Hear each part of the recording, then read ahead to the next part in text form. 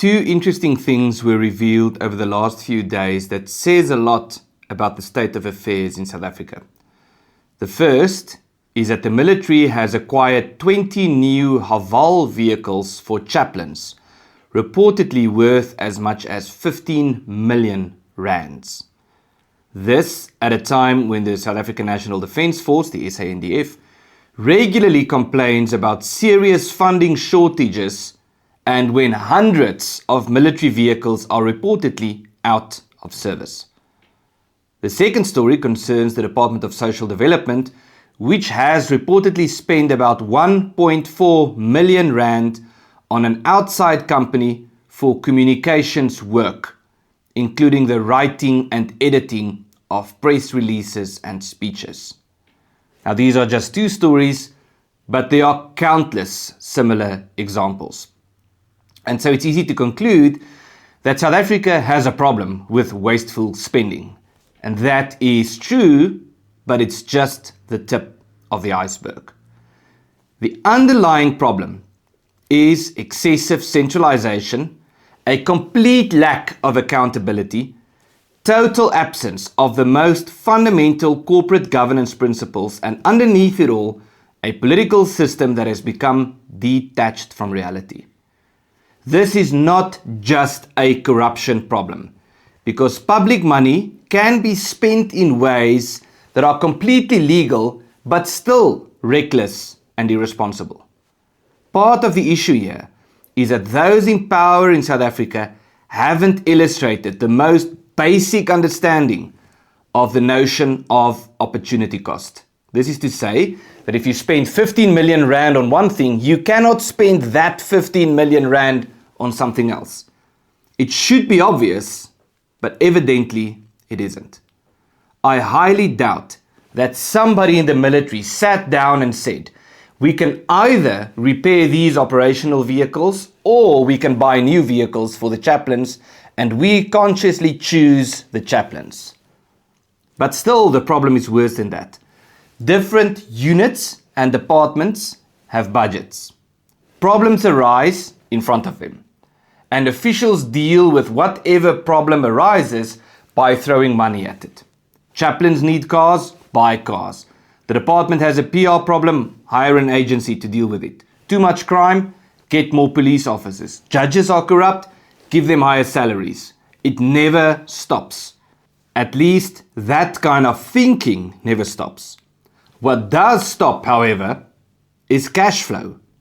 And eventually, they run out of money. But then, the conclusion is not that they need to rethink their decision-making processes. No, the conclusion is that they need more money. And that is why we often hear the government say that they have a funding problem, that they need more money.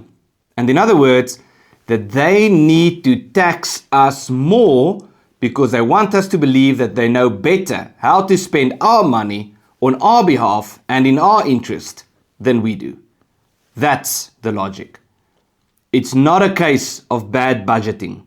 It's the total absence of corporate governance. This is exactly why the private sector always outperforms the public sector.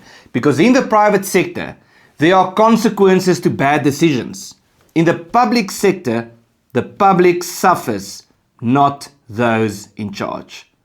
When a department runs out of money, it almost never disappears. It approaches Treasury, it asks for a larger allocation, it complains about budget cuts or insists that the taxpayer must contribute more. This creates a deeply unhealthy incentive structure, a vicious circle.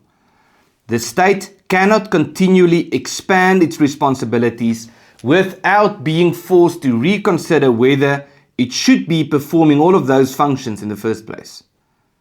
And every additional responsibility brings another administrative layer. More officials, more managers, more officers, more vehicles, more procurement, more consultants, more compliance requirements, and more money spent on administering the system itself. Then, when those structures fail, government responds by creating yet another structure. A new task team, a new advisory council, a new commission, a coordinating body. And when people complain too much, a new dialogue, a national dialogue for that matter. They end up trying to solve bureaucratic failure by adding bureaucracy. It's the same kind of thinking that underpins the notion that the failure of BEE requires a more aggressive implementation of BEE, or that the failure of land reform would be resolved with more land reform. This is why the size and the centralization of the state is increasingly important. South Africa has concentrated enormous fiscal and administrative power in the national government. Large amount of tax revenue are collected centrally and then distributed through departments, provinces, municipalities, state-owned enterprises and various agencies. The distance between the person who earns the money and the official who ultimately spends it becomes enormous. The taxpayer doesn't know the tax spender, and the tax spender is not accountable to the taxpayer. And the bigger the distance becomes, the less accountable those in power become. The taxpayer who financed the expenditure has no influence over whether a department hires another consultant or buys another fleet of vehicles. The official spending the money, meanwhile, does not personally bear the consequences of spending it badly. And this is precisely why decentralization matters. This is why we are saying the solution is self-governance. Decentralization does not magically eliminate waste or corruption. Local governments can obviously be corrupt and incompetent too. But they will be more corrupt and more incompetent if they respond or report to the national government as opposed to the local communities themselves.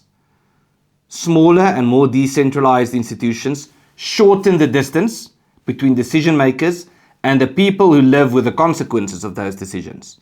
It becomes easier to see what money was collected, what it was supposed to achieve, and who made the decision when it was spent badly. It also allows different communities and jurisdictions to make different choices rather than having one enormous central bureaucracy make uniform decisions for everyone.